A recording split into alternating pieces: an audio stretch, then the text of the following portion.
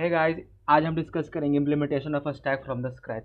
और इस वीडियो में हम लोग मेनली टू मेथड्स जो कि हैं implementation of a stack from array and implementation of a stack using link list, इन्हीं दोनों के ऊपर जो है आज हम डिस्कशन करेंगे। और ना जस्ट हम डिस्कशन करेंगे, उस पर हम क्वेश्चन भी बनाकर देखेंगे कि क्या जिससे हमने इम्प्लीमेंटेशन किया है स्टैक का, उससे क्वेश्चन भी सॉल्व हो पाता है। तो जो फर्स्ट इम्प्लीमेंटेशन होगा वो होगा implementation of a stack using अरे। और वो काफ़ी सिंपल है, बहुत सिंपल अप्रोच है। उसमें हम क्लासेस एंड ऑब्जेक्ट्स के कॉन्सेप्ट्स को भी यूज़ कर रहे होंगे और उसके बाद हम उस पर एक क्वेश्चन भी बनाएंगे। सो वेरी फर्स्ट मेथड यानी जो फर्स्ट इम्प्लीमेंटेशन है स्टैक का, वो हम करेंगे बाई मेकिंग यूज़ ऑफ अरे। सो काफ़ी सिंपल होने वाला है और मुझे उसमें कुछ ऐसा बताने की ज़रूरत नहीं है। बस एक सिंपल प्री रिक्विजिट्स है कि आपको क्लासेस एंड ऑब्जेक्ट्स का हल्का फुल्का नॉलेज होना चाहिए। और अगर नहीं भी है तो कोई दिक्कत वाली बात नहीं है, मैं आपको लिखते वक्त ही बताते रहूँगा सारी चीज़ें कि उनकी ज़रूरत क्या है।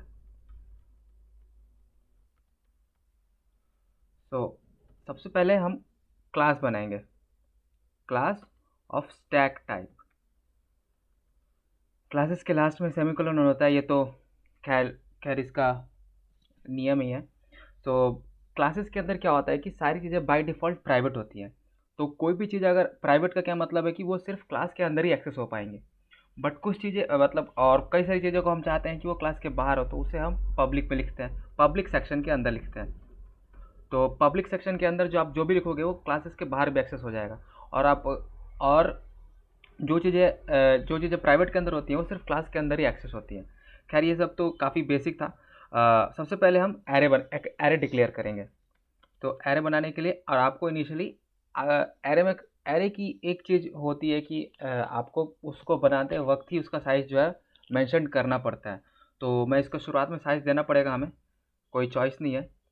बट एक चॉइस है, ऐसा नहीं है कि आप ऐसे बनाओ, आप रन टाइम पर भी एरे का साइज़ दे सकते हो। उसके लिए आपको न्यू कीवर्ड का यूज़ करना पड़ेगा, हम उसे भी देखेंगे अभी जस्ट। बट उसके पहले सबसे पहले हम अपना पहले इम्प्लीमेंट कर लेते हैं अपने स्टैक को। उसके बाद जितने भी चेंजेस है उसके अकॉर्डिंगली हम करते रहेंगे। सबसे पहले हमें जो एक वेरिएबल की ज़रूरत होगी वो होगी टॉप। तो जैसा स्टैक को इम्प्लीमेंट करने का सबसे आसान तरीका है, एक ही प्रिंसिपल को फॉलो करते हैं जिसका नाम है लास्ट इन फर्स्ट आउट। इसी लिफो यानी लास्ट इन फर्स्ट आउट। अगर आपको फर्स्ट आउट करना है तो लास्ट इन करना पड़ेगा, या फिर वाइस वर्सा। अगर आपको फर्स्ट आउट होना है तो लास्ट इन होना पड़ेगा, या जो भी कहो। तो इसी चीज़ को ध्यान रखते हुए ही हम अपने स्टैक को इम्प्लीमेंट करेंगे, पहले by making use of array and then we will implement it by making use of link list. इसमें सबसे एक वेरी इंपॉर्टेंट वेरिएबल का ज़रूरत पड़ेगा जो कि है टॉप। तो हम एक टॉप बना लेते हैं। ये जो टॉप वेरिएबल है ये प्राइवेट सेक्शन के अंदर है। आप यहाँ पे प्राइवेट लिखो चाहे ना लिखो, वो बाय डिफ़ॉल्ट प्राइवेट ही होता है क्लास के अंदर। स्ट्रक्ट, खैर स्ट्रक्ट भी हम देखेंगे थोड़ी देर में। तो इसके अंदर प्राइवेट आप लिखो, पर लिख देता हूँ, कोई ऐसी चीज़ नहीं है। तो खैर, तो सबसे पहले हम क्या करेंगे कि एक कंस्ट्रक्टर बनाएंगे। और वो कंस्ट्रक्टर कंस्ट्रक्टर क्या होता है कि वो जैसे ही ऑब्जेक्ट बनता है उसके साथ ही अपने आप ऑटोमेटिकली कॉल हो जाता है। और ऑटोमेटिकली कॉल हो जाता है और इसके अंदर जो भी फंक्शन जो भी इसके अंदर कमांड होती है वो अपने आप चल जाती हैं। तो हम क्या करेंगे कि स्ट्रक्ट के अंदर हम टॉप की वैल्यू को इनिशियलाइज कर देंगे और ये इनिशियली वैल्यू होगी -1। -1 का सिंपल मतलब है कि अब ये किसी को पॉइंट नहीं कर रहा। तो सबसे पहले हम स्टैक का फर्स्ट फंक्शन बना रहे हैं जिसका नाम है पुश डेटा।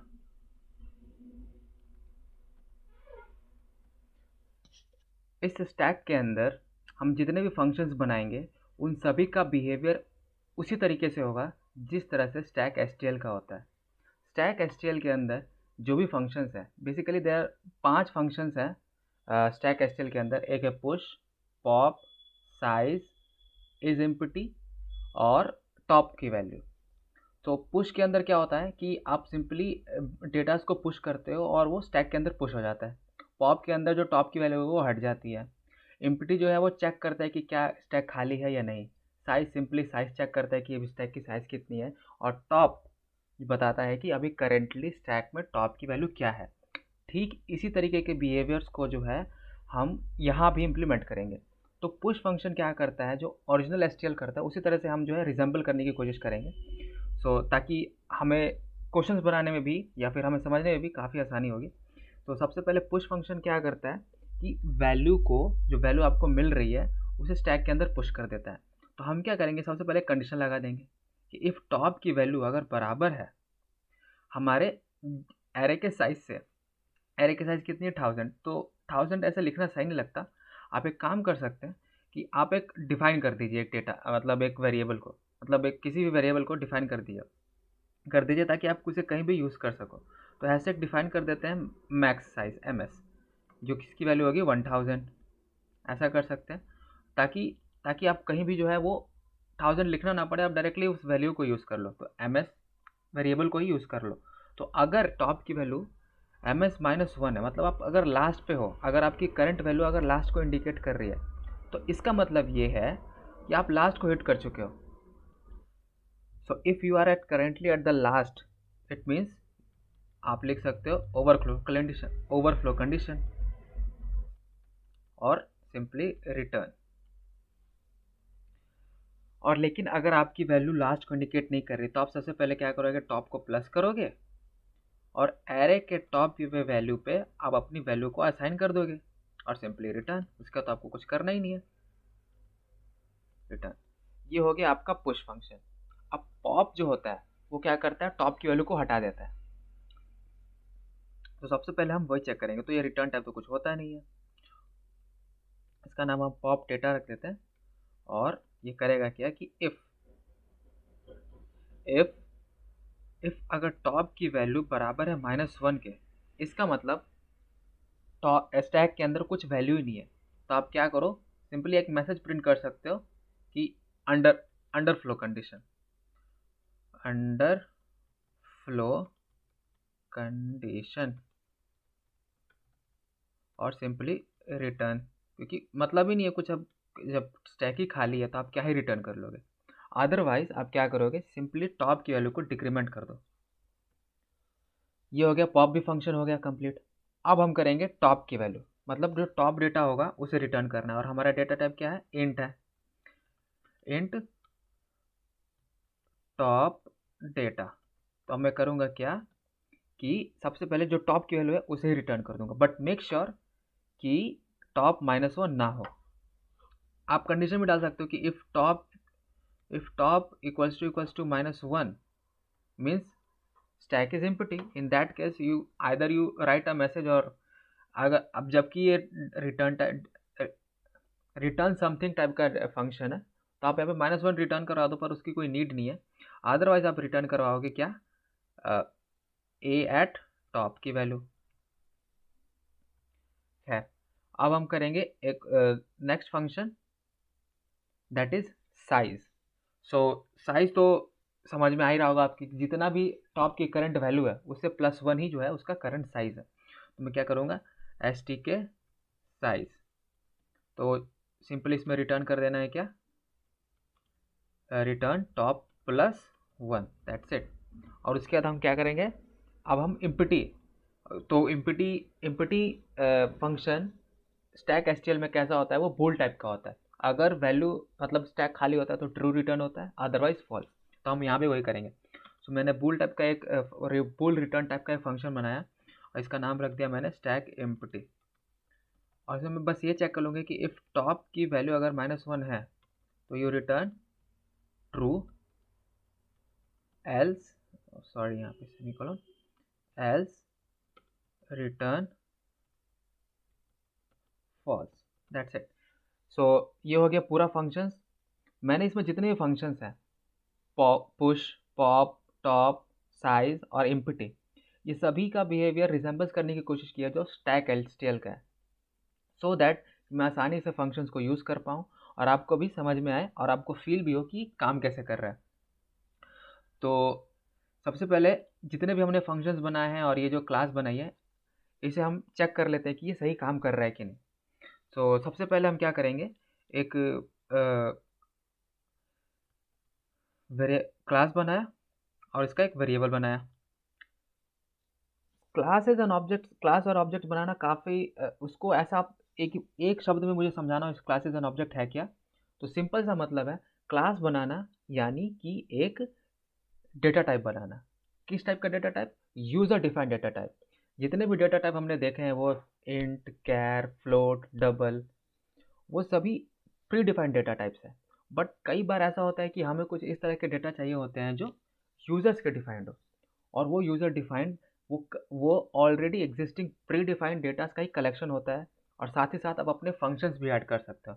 यही खास बात है क्लासेस एंड ऑब्जेक्ट्स की। ठीक इसी तरह से स्ट्रक्ट भी होता है, बट वो क्या होता है कि उसमें उसमें बाय डिफ़ॉल्ट सारी वैल्यूज़ जो होती है पब्लिक होती है।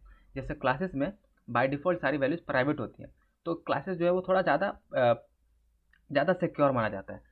एनीवेज, सो अब हम क्या करेंगे कि जितने भी हमने फंक्शंस बनाए हैं, ये 5 फंक्शन बनाए हैं, मेन 5 फंक्शन बनाए हैं, पुश, पॉप, एम्प्टी, टॉप और साइज़। इन सबको हम यूज़ करेंगे और चेक करेंगे कि ये सभी फंक्शन सही काम कर रहे हैं कि नहीं। तो सबसे पहले हम क्या करेंगे, एक कमांड लिखेंगे। मेन्यू ड्रिवन टाइप का प्रोग्राम है, जिसमें हम क्या करेंगे कि एक एक करके सारे फंक्शंस के लिए अलग अलग एक चॉइस रखेंगे, ताकि यूज़र एक एक करके वैल्यूज़ इनपुट करे और हम चेक करते जाएं कि क्या वैल्यूज़ जो है वो काम, क्या वो फंक्शंस काम कर रहे हैं कि नहीं। तो अगर यूज़र 1 इनपुट करता है तो हम सिंपली उससे बोलेंगे कि इंटर द डेटा, इंटर। उसके बाद हम क्या करेंगे, अगर 2 इनपुट किया तो पॉप द डेटा।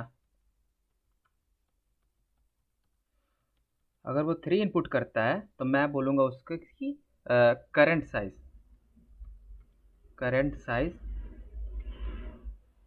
और अगर वो 4 इनपुट करता है तो मैं बोलूँगा उसको कि करंट टॉप वैल्यू। अगर वो 5 इनपुट करेगा तो मैं उससे बोलूँगा कि इज़ एम्प्टी। अगर एम्प्टी होगा तो ट्रू रिटर्न होगा, एल्स नो। और यहाँ पे मैं उसे चॉइस इनपुट करवा लूँगा, और डिपेंडिंग अपॉन उसकी क्या चॉइस है उस हिसाब से मैं वो फंक्शन कॉल कर दूँगा। सो उसके लिए आप इफ़ एल्स भी यूज़ कर सकते हो, बट स्विच जो है तो वो ज़्यादा सही लगता है मेरे को। तो यहाँ पे मैं चॉइसेस बना दूंगा और एक एक करके जितने भी केसेस हैं उन सबको मैं इम्प्लीमेंट करूँगा। अगर वो चॉइस 1 इनपुट करता है, मतलब वो वैल्यू को इनपुट करवाना चाहते हैं, तो मैं यहाँ पे एक और कमांड लिख सकता हूँ कि इंटर द डेटा नाउ। सो इसके लिए एक इनपुट करवा लेंगे डेटा, और s1 डॉट पुश डेटा। इसके अंदर मैं डेटा पास कर दूंगा, अब वो वैल्यू चली जाएगी। अब सिंपली आप ब्रेक करके बाहर आ जाओ और आप केस 2 लिखो। अब यहाँ पे तो पॉप होने वाला है, तो s1 सिंपली पॉप, फिर ब्रेक। अगर वो केस 3 इनपुट करता है, मतलब वो करंट साइज जानना चाहता है, तो आप इनपुट करवा दो और अब यहाँ पे लिखो current size of the stack, और यहाँ पे s1 dot size, s1 dot stack size and break. उसके बाद अगर वो 4 इनपुट करता है, मतलब वो टॉप की वैल्यू जानना चाहता है, तो आप लिख दो C out current top value of stack. क्या होगा, s1 डॉट टॉप डेटा।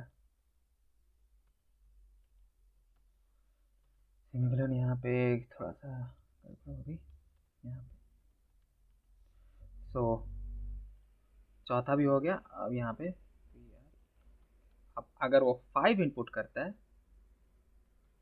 इसका मतलब वो चेक करना चाहता है कि खाली है स्टैक की नहीं।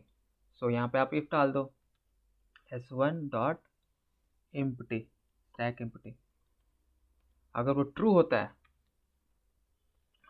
तो लिख देंगे यस,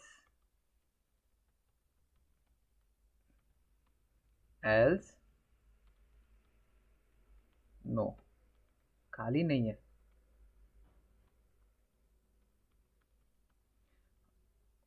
यहाँ पे एल, और सिंपली यहाँ पे ब्रेक, दैट्स इट।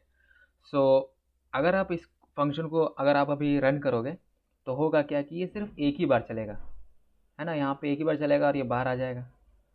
बट मैं चाहता हूँ कि ये मल्टीपल टाइम चले, इन्फाइनाइट, मतलब मेरे मन के ऊपर है, मैं जितना बार चलाना चाहता हूँ मैं उतनी बार चलाऊँ। तो मैं इसको क्या करूँगा कि ये किसी इन्फाइनाइट वाइल लूप में डाल दूंगा।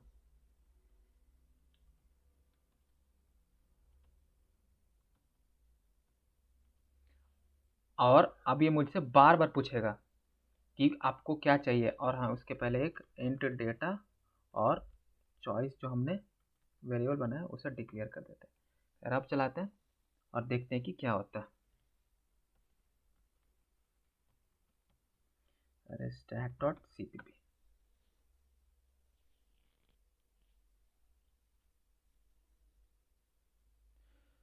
तो ग्रेट, ये एक बारी में चला गया। अब मैं करूँगा क्या कि वैल्यू को अगर मुझे इनपुट करवानी है तो 1, अब मुझे इनपुट करना है, मैं 12 डाला, 12 चला गया। फिर से मैं चाहता हूँ वैल्यू को इनपुट करवाना, मतलब पुश करवाना हो, तो मैं 1 टाइप करूँगा, इंटर डेटा, और 23 डाल दिया। अब मुझे चेक करनी है कि साइज़ क्या है, तो मैं 3 इनपुट किया, तो यहाँ पे देख सकते हो, यहाँ पे current size of stack is 2। अगर मुझे पहली वैल्यू पॉप करवानी है तो मैं 2 इनपुट करूँगा, और पहली वैल्यू चली गई। और अब आप टॉप की वैल्यू चेक करोगे तो आपको 12 आना चाहिए, तो टॉप की वैल्यू चेक करने के लिए आप 4 इनपुट करो, तो 4 की करेंट टॉप वैल्यू इज़ 12। खैर इसमें मज़ा नहीं आ रहा है क्योंकि ये बार बार रिपीटेड हो रहा है। एक काम करते, एक चीज़ मैं और कर सकता हूँ। अच्छा हाँ, यहाँ पे स्पेस भी नहीं हो रहा था, तो उसे भी स्पेस में मैनेज कर देते हैं। हाँ यहाँ पे, हाँ एक और चीज़ कर सकते हैं आप, सिस्टम यहाँ पे CLS कर दो, क्लियर स्क्रीन, जैसे हम लोग सी प्रोग्रामिंग लैंग्वेजेस में करते थे, और यहाँ पे पॉज लगा दो, पॉज। सो ये थोड़ा ज़्यादा अच्छा होगा, आपको अच्छा सा समझ में फील आएगा कि कैसे चल रहा है। सो अब मैं 1 पे इनपुट करता हूँ, और ये पूछ रहा है इंटर द डेटा, तो मैं 12 इनपुट कर दिया, तो 12 जो है स्टैक के ऊपर, स्टैक में चला गया। मैं फिर से इनपुट करना चाहता हूँ 23, 23 चला गया। अब मैं फिर से इनपुट करना चाहता हूँ तो 34, 34 चला गया। अब पहले 34 है स्टैक में, उसके नीचे 23 और उसके नीचे 12। अब अगर मैं 3 इनपुट करता हूँ, मतलब current size is 3, current size of stack is 3। अब मुझे करंट टॉप वैल्यू देखनी है तो 4 इनपुट करूँगा, तो current top value is 34। Empty है? नो, इम्पिटी नहीं है। अब मैं पॉप करता हूँ, तो पॉप 34 चला गया होगा, तो अब टॉप की वैल्यू 23। तो अब मैं टॉप की वैल्यू अगर चेक करता हूँ 4, तो टॉप की वैल्यू इज, तो टॉप वैल्यू इज 23। तो फिर से आप अगर साइज़ चेक करना है तो आप साइज़ भी चेक कर सकते हो, तो साइज़ के लिए आप इनपुट करोगे 3, साइज इज़ 2, 34 हट गया था। फिर से पॉप, तो वो भी चला गया। अब मैं अगर टॉप की वैल्यू चेक करता हूँ 4, तो 12, साइज़ 1। अब सो और अगर मैं इम्पिटी चेक करता हूँ तो नहीं, खाली नहीं है क्योंकि एक वैल्यू है, और साइज़ कितनी है, current size is, sorry, current size is 1। So I hope आपको समझ में आया होगा कि implementation of a stack using अरे किस तरह से काम करता है। एक और चीज़ मैं आपसे को यहाँ पे बताना चाहता हूँ कि जैसे हमने यहाँ पे अरे को इम्प्लीमेंट किया है, तो हमने क्या किया है कि यहाँ पे फिक्स साइज़ बनाया है, बट ऐसा ज़रूरी नहीं है जैसा हमने यहाँ पे किया है आप वैसा ही करो। आप अलग तरीके से भी कर सकते हो, आप डायनामिकली भी एरे को जो है डिक्लेयर कर सकते हो, कोई बड़ी चीज़ नहीं है। तो हम करेंगे क्या कि प्राइवेट के अंदर मैं एक वेरिएबल बनाता हूँ, एंड पॉइंटर बनाऊंगा ए, ठीक है। और जैसे ही कंस्ट्रक्टर कॉल होगा तो मैं करूँगा क्या कि A is equals to new new int, और इसके अंदर अपना साइज़ दे दूंगा। तो साइज़ आप चाहो तो आप यूज़र से भी मांग सकते हो, और मांगने के वक्त आप यहाँ से इनपुट करा लो यूज़र से, और इसे ब्रैकेट में डाल करके यहाँ पे पास कर दो, पैरामीटराइज कंस्ट्रक्टर हो गया, है ना। अदरवाइज, लेकिन अगर आप ऐसा नहीं चाहते हो तो आप यहाँ पे पास भी कर सकते हो मैक्सिमम वैल्यू, जैसे 1000 है तो आप 1000 बना दो। यहाँ पे डिफाइन करके रखा है MS, तो आप MS कर दो, और तब भी चलाओगे तो भी आपका कोड जो है एकदम अच्छे से चल जाएगा। आपको यहाँ पे साइज़ हमेशा कंपाइल टाइम पे बनाने की ज़रूरत नहीं है, आप रन टाइम पे भी जो है इस एरे को साइज़ दे सकते हो। सो आई होप आपको समझ में आया होगा, आप इसे रन भी कर सकते हो, देखो चल जाएगा, है ना। कोई एरर, सॉरी यहाँ पे सेमीकोलन छोटा हुआ, आप चलाओगे तो ये चल जाएगा, है ना, कोई एरर नहीं आएगा। आप एकदम अच्छे से काम करता है। खैर, मेरा यहाँ पे ये मोटो है कि ये जो मैंने यहाँ पे क्लास बनाया है स्टैक स्टैक का, बाई मेकिंग यूज़ ऑफ अरे, क्या ये सचमुच काम करता है? इसके ऊपर हम एक क्वेश्चन बनाएंगे जिसका नाम है वैलिड पैरेंथेसिस। वैलिड पैरेंथेसिस एक वेरी स्टैंडर्ड प्रॉब्लम है जो स्टैक के ऊपर ही बेस्ड है, जो स्टैक डेटा स्ट्रक्चर से ही सॉल्व होता है, अलग से भी सॉल्व होता है, पर स्टैक का एक मेन स्टैक को जब सिखाया जाता है तो ये क्वेश्चन तो करवाया ही जाता है फिल करवाने के लिए कि स्टैक काम कैसे करता है। तो हम उसी क्वेश्चन को बनाएंगे, वैलिड पैरेंथेसिस को बनाएंगे by making use of this stack stack class. ठीक है, तो सबसे पहले हम प्रॉब्लम स्टेटमेंट देख लेते हैं, और फिर जो है इसका जल्दी से लॉजिक डिस्कस करके अब उसके कोड की तरफ बढ़ते हैं। तो ये रहा वो क्वेश्चन जिसका नाम है वैलिड पैरेंथेसिस, जिसके अंदर आपको ये चेक करना है कि जो आपको पैरेंथेसिस मिला है एज अ स्ट्रिंग, वो क्या वो सचमुच बैलेंस्ड है या नहीं।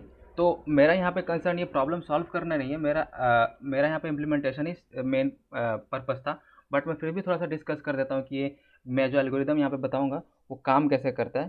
तो सबसे पहले मैं करूँगा क्या कि मैं एक एक करके ट्रैवर्स करूँगा थ्रू आउट द स्ट्रिंग, और मैं चेक करूँगा कि जो मेरा करेंटली मैं जिस जिस ब्रैकेट को पॉइंट कर रहा हूँ, तो क्या करेंटली जिस ब्रैकेट को मैं पॉइंट कर रहा हूँ तो स्टैक का जो टॉप होगा वो all the time open bracket को कंटेन करके रखेगा। तो अगर मैं जिस ब्रैकेट को पॉइंट कर रहा हूँ वो क्लोज है, और स्टैक का टॉप जो है सेम ब्रैकेट ओपन में है, तो मैं सिंपली उसे पॉप कर दूंगा, अदरवाइज मैं फॉल्स रिटर्न करूंगा। और ऐसा मैं करते जाऊंगा तब तक जब तक कि स्टैक खाली नहीं होता, और मतलब मैं पूरे स्ट्रिंग को ट्रैवर्स नहीं कर लेता, और एट द एंड अगर स्टैक मेरा खाली रहता है तो यानी कि मेरा स्ट्रिंग बैलेंस है, और मैं सिंपली ट्रू रिटर्न कर दूंगा। सो इसको इसको इम्प्लीमेंट करने के लिए सबसे पहले क्या करना होगा कि हमें जो है अपने क्लास को देखना होगा, जो हमने अभी क्लास बनाया है।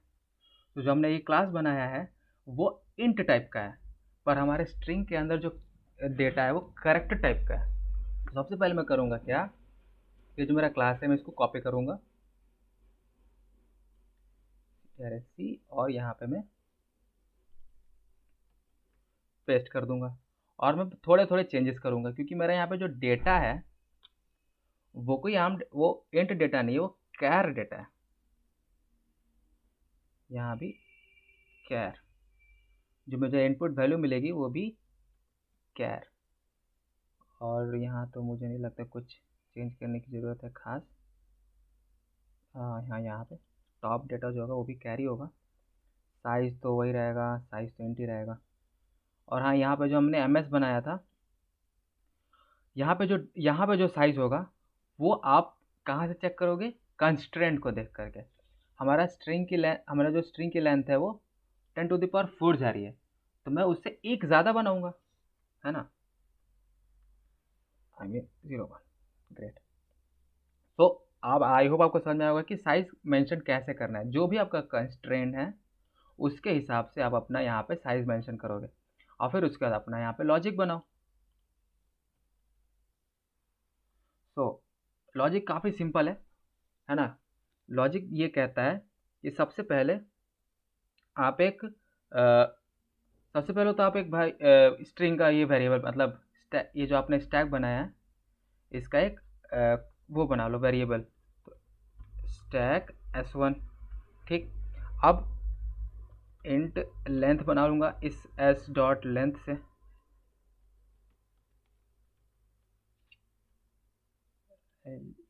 Length assign s dot length. Great. अब मैं क्या करूँगा कि एक एक करके ट्रैवर्स करूँगा, तो उसके लिए एक फॉर लूप बना दी, लेस्ट ln comma i plus plus. So if अगर मैंने क्या कहा, जैसे मेरा अगर स्ट्रिंग का करंट जिसे मैं पॉइंट कर रहा हूँ वो अगर एक क्लोज ब्रैकेट है, क्लोज ब्रैकेट, तो यहाँ पे आपने क्वेश्चन भी देखा कि ब्रैकेट तीनों है, पैरेंथेसिस भी है, स्क्वायर ब्रैकेट और करली ब्रैकेट भी, तो मुझे सभी का चेक करना पड़ेगा। और S at I equals to curly bracket और S at I equals to square bracket. So if if s1 dot empty, अगर वो एम्प्टी है, s1 डॉट एम्प्टी है, आई मीन एम्प्टी नहीं है, तो आप क्या करोगे, आप चेक करोगे कि क्या मेरा करंट जिसे मैं पॉइंट कर रहा हूँ, करंट जो कैरेक्टर को मैं पॉइंट कर रहा हूँ वही सेम अपोजिट ब्रैकेट स्टैक के टॉप में है। व्हाट आई मीन इज कि if s1 dot top, s1 at top data equals to round bracket and, और जिसे मैं पॉइंट कर रहा हूँ यानी s of i equals to round bracket, अगर ऐसा है तो आप सिंपली क्या करो, s1 डॉट पॉप डेटा कर दो, है ना। सेम गोज विथ सारे ब्रैकेट, जितने भी ब्रैकेट है। और लेकिन अगर ऐसा कंडीशन है तो आप क्या करो, सिंपली स्टैक के टॉप को पॉप कर दो। लेकिन अगर ऐसा कंडीशन नहीं है तो आप सिंपली भैया रिटर्न कर दो फॉल्स, ये ब्रैकेट जो स्ट्रिंग जो है वो बैलेंस नहीं है। अदरवाइज मैं क्या कह रहा था कि अगर आपका स्ट्रिंग खाली है, खाली नहीं है तो आप ये सब करो, लेकिन अगर खाली है तो आप सिंपली रिटर्न फॉल्स। आप ऐसा समझ लो, इस लाइन को समझने के लिए ना आप ऐसा समझो कि आपको एक स्ट्रिंग मिला हुआ है जो ओपन ब्रैकेट से शुरू हुआ है। तो अगर आपके पास कुछ एक एक्स्ट्रा स्ट्रिंग है तो ये तो अपने आप में बैलेंस नहीं है। आप देखो, आप स्टार्ट ही जो है क्लोज ब्रैकेट से शुरू कर रहे हो तो कभी बैलेंस ही नहीं होगा। कैसे कि आप अगर देखो, आपने आपका एक ओपन ब्रैकेट को आप करेंटली पॉइंट कर रहे हो, स्टैक खाली भी नहीं है, तो आप क्या करोगे, आप सिंपली यहाँ पे फॉल्स रिटर्न कर दोगे। खैर एनीवेज, उसके बाद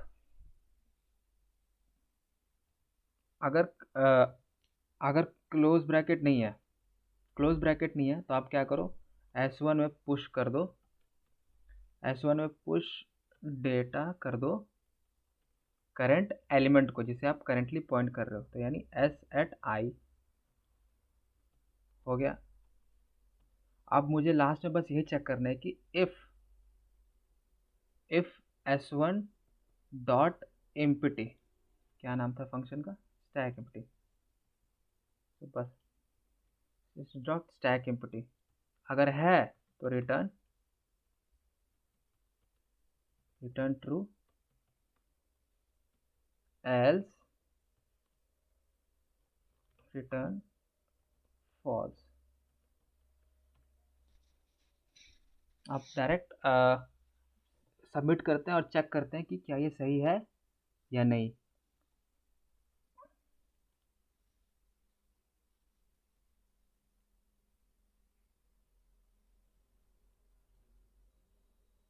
यहाँ पे काम करते हैं,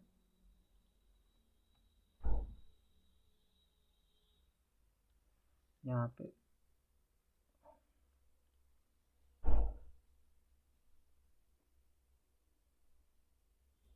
लाइन नंबर 76 पैरेंथेसिस छूट रहा था।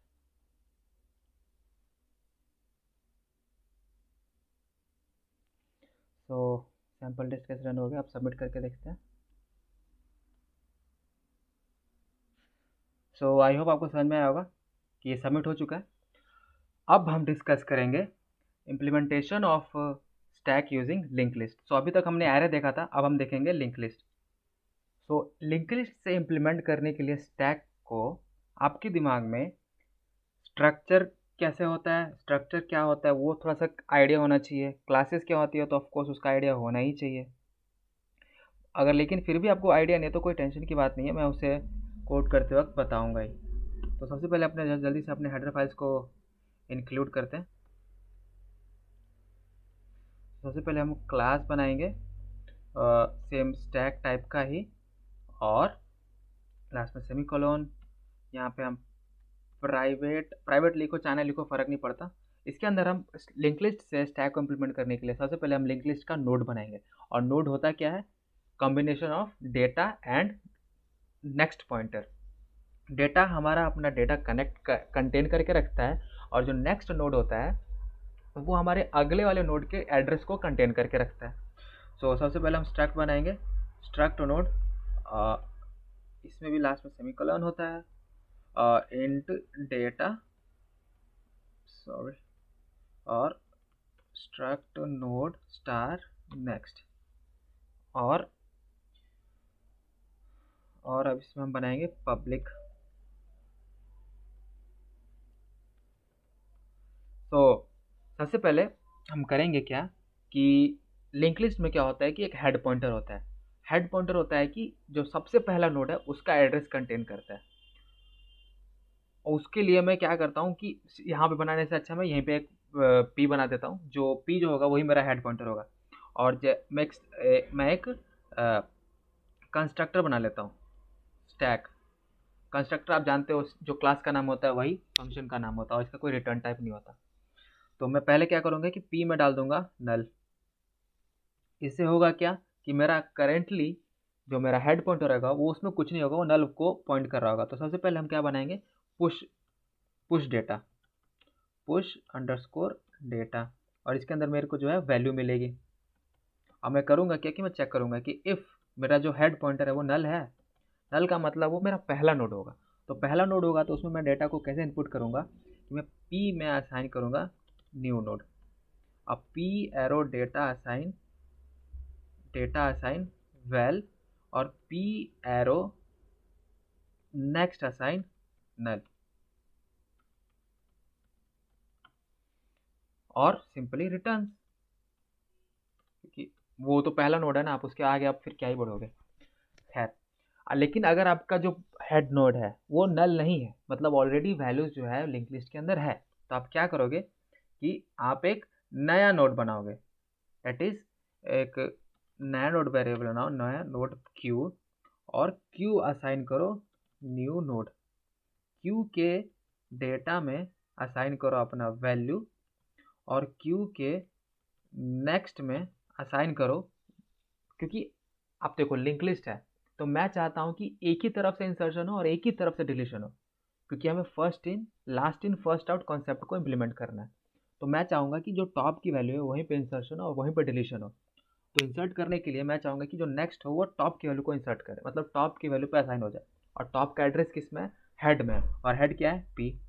और पी करेंटली अब किसको पॉइंट करने लगे, मेरे करंट क्यू को। तो पी में असाइन कर दूंगा क्यू, और रिटर्न।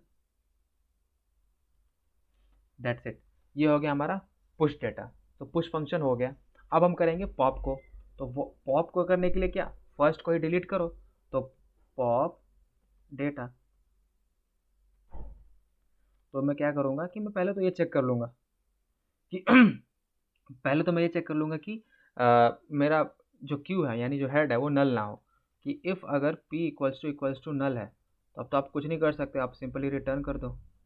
लेकिन अगर ऐसा नहीं है तो आप करोगे क्या, जो करेंटली p है आप उसे आगे बढ़ा दोगे, और एक एक वेरिएबल बनाओ पहले, स्ट्रक्ट क्यू। क्यू में असाइन कर दो p की वैल्यू, यानी अब p और q दोनों ही फर्स्ट नोड को जो है पॉइंट कर रहे हैं। और मैं p में असाइन कर दूंगा p एरो नेक्स्ट, तो यानी p आगे बढ़ गया। अब q जो है फर्स्ट को पॉइंट कर रहा है, तो मुझे फर्स्ट को डिलीट करना है, तो डिलीट q। दैट्स इट, और सिंपली आप रिटर्न।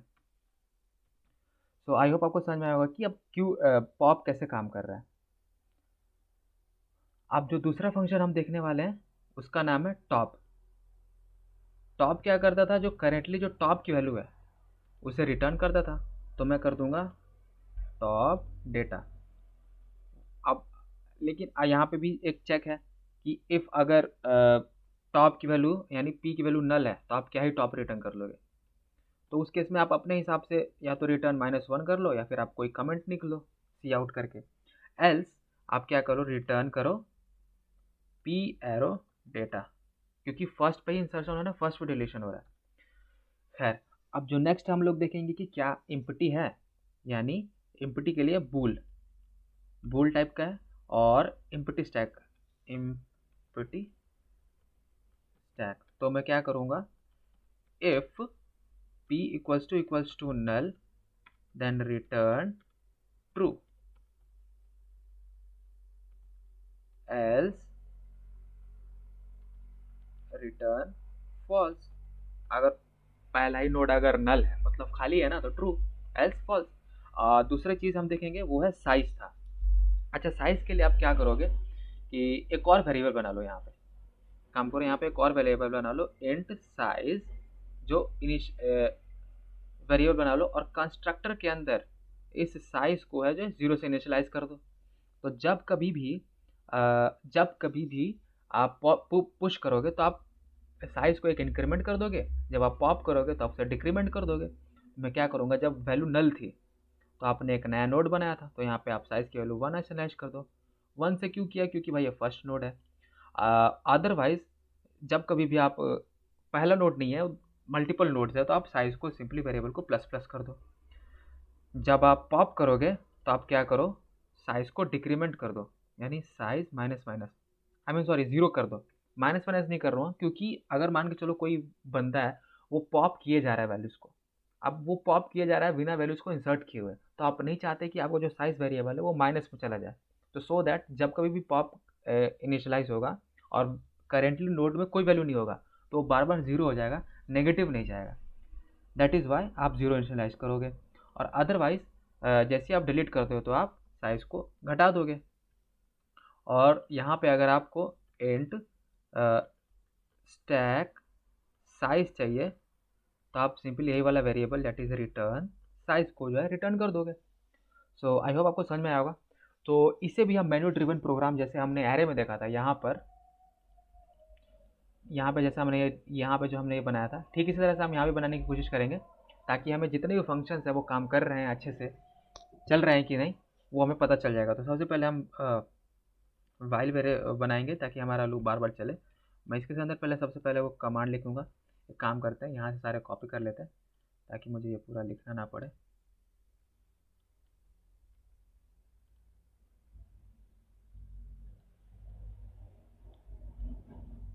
यहाँ पे सबसे पहले स्टैक ऑब्जेक्ट बनाया, क्लास बनाया, एक ऑब्जेक्ट क्लियर किया, and data and choice variable बना दिए। अब यहाँ से आप ये सारे भी कॉपी कर सकते हो, है ना, कोई इशू नहीं होगा, सही चलेगा।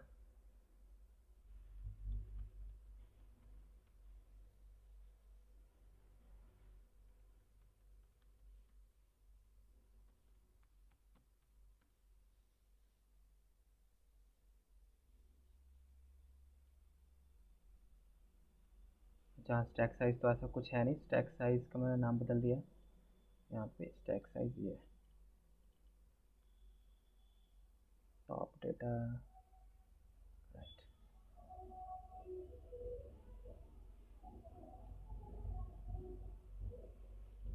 इम्पटी जो साइज़ था, इम्पटी स्टैक का भी मैंने नाम बदल दिया, अब इसका नाम ये है।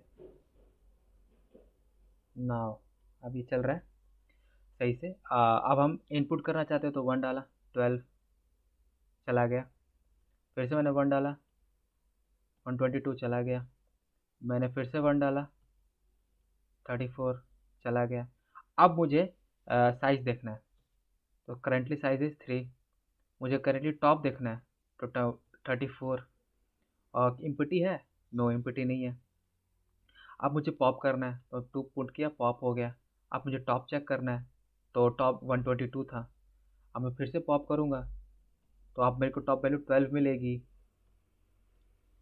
साइज़ जो मैं चेक करूँगा तो 1 होगा। सो ये था, आई होप आपको समझ में आया होगा कि स्टैक जो है लिंक लिस्ट से मैंने कैसे इम्प्लीमेंट किया। अब ये इतना ही काफ़ी नहीं, मैं आपको एक क्वेश्चन भी करवाऊँगा जीएफजी का, जो काफ़ी फेमस है। फेमस तो नहीं है, वो प्रॉब्लम ऑफ द डे का क्वेश्चन था जो स्टैक पे ही बन रहा था। सो मुझे लगा कि वो यहाँ पे डिस्कस करना वाजिब होगा। सो उस क्वेश्चन का नाम है गीक एंड द स्ट्रिंग। सो ये रहा वो question, geek and the string, medium level का क्वेश्चन है। पहले हम प्रॉब्लम स्टेटमेंट देख लेते हैं कि कहता है कि आपको एक स्ट्रिंग दिया जाएगा और आपको उन्हें बताना है कि दो कोई भी कॉन्जिक्यूटिव कैरेक्टर्स अगर सेम है तो आपको नया जो उसे इरेज कर देना है, और इरेज करते जाना है अनटिल एंड अनलेस कि वो शॉर्टेस्ट पॉसिबल ना हो। अब जैसे आपके पास यहाँ पे एडी बना, जिसमें दो नंबर दो कैरेक्टर्स हैं पर वो इक्वल नहीं है, जैसे यहाँ पे ए थे तो आप उन्हें उन्हें रिमूव कर दिया। अब आपके पास जो कैरेक्टर बचा वो स्ट्रिंग जो बचा वो ये है। यहाँ पे डी से बी सेम है तो उन्हें आप रिमूव कर दो। इन्हें रिमूव करने के बाद यहाँ पे ए सेम है तो आप इन्हें रिमूव कर दो। फिर यहाँ पे सी रिमूव है तो उसे रिमूव कर दो, और एट दी एंड आपका ए है तो इसे आपने जो है रिटर्न करना है।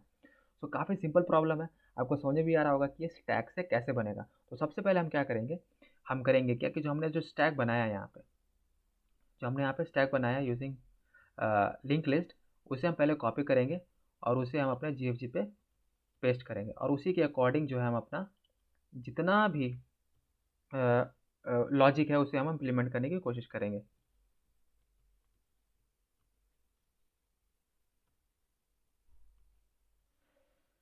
तो यहाँ पे जो कैरेक्टर है, वो जो डेटा टाइप है वो इंट टाइप का नहीं है, वो कैर टाइप का है। तो यहाँ पे सब जगह चेंज करेंगे, वहाँ पर कैर बनाएंगे। तो सबसे पहले कैर किया, साइज़ तो खैर इंट ही रहेगा। यहाँ पे वैल्यूज जो आएंगी वो कैर टाइप की होंगी। यहाँ ठीक है, यहाँ भी ठीक है। टॉप डेटा पॉप होगा, ठीक है। जो टॉप डेटा होगा वो कैर टाइप का होगा, ना कि इंट टाइप का। सो सो करेक्ट करेक्ट, यहाँ भी ठीक है, यहाँ भी ठीक है। अब चलिए हम अपना लॉजिक देखते हैं। लॉजिक तो काफ़ी सिंपल है, आपको समझ में आ रहा होगा कि मैं एक एक करके सारे वैल्यूज़ को जो है स्टैक में पुश करूँगा, और चेक करूँगा कि जो मेरा करंट स्ट्रिंग का जिसे मैं पॉइंट कर रहा हूँ, क्या वो मेरे स्टैक के टॉप के बराबर है।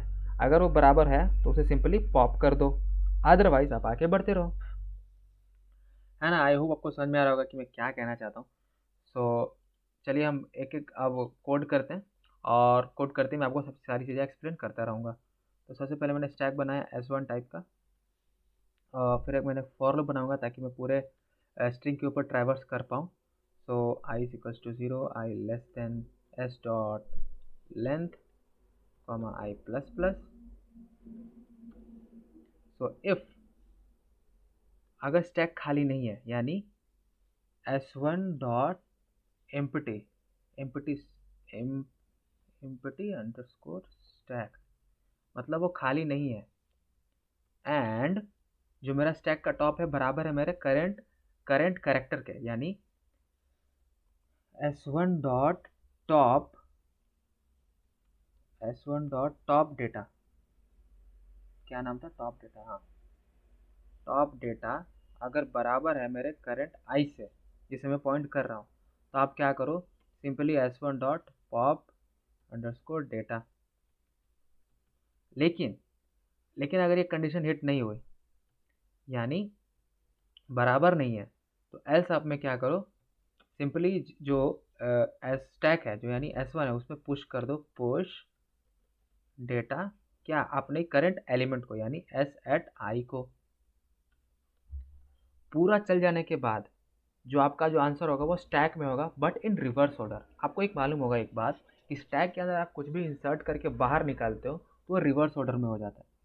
तो मुझे उसे वापस से स्ट्रिंग में इनपुट करके, यानी स्ट्रिंग आंसर, मैं उसे वापस में स्ट्रिंग में पुश करूँगा और उसे रिवर्स करके रिटर्न कर दूंगा। तो मैं क्या कह रहा हूँ, सबसे पहले मैं करूँगा क्या कि एक वाइल लूप बनाऊँगा, while not S1 dot empty stack. तो जब तक ये खाली नहीं हो जाता आप क्या करो, answer dot push back S1 dot top S1 dot top data to be specify, और S1 डॉट पॉप डेटा। तो यही करेंगे, और पूरा स्टैक जैसे खाली होगा तो आपके पास आंसर में आंसर स्ट्रिंग में आंसर होगा आपका, पर इन रिवर्स ऑर्डर। तो मैं यहाँ पे रिवर्स फंक्शन का यूज़ करूँगा, reverse answer dot begin comma answer dot end, और simply return answer, that's it. अब हम कंपाइल रन करते हैं और देखते हैं कि सही है कि गलत। तो यहाँ पे थोड़ी मिस्टेक हो गई है, बोलते हैं 90 लाइन में S1 यहाँ पे सेमीकोलन छूटा हुआ है।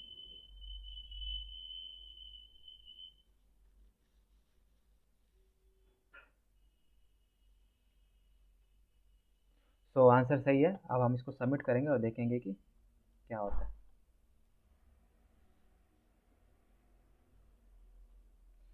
यहाँ पे गलत आ रहा है। अच्छा, -1 रिटर्न करना है अगर खाली होता है तो। यहाँ पे तो कोई बड़ी चीज़ नहीं है, यहाँ पे मैं लिख देता हूँ कि if answer dot length equals to 0 then return -1। That's it. आप सबमिट करके देखते हैं।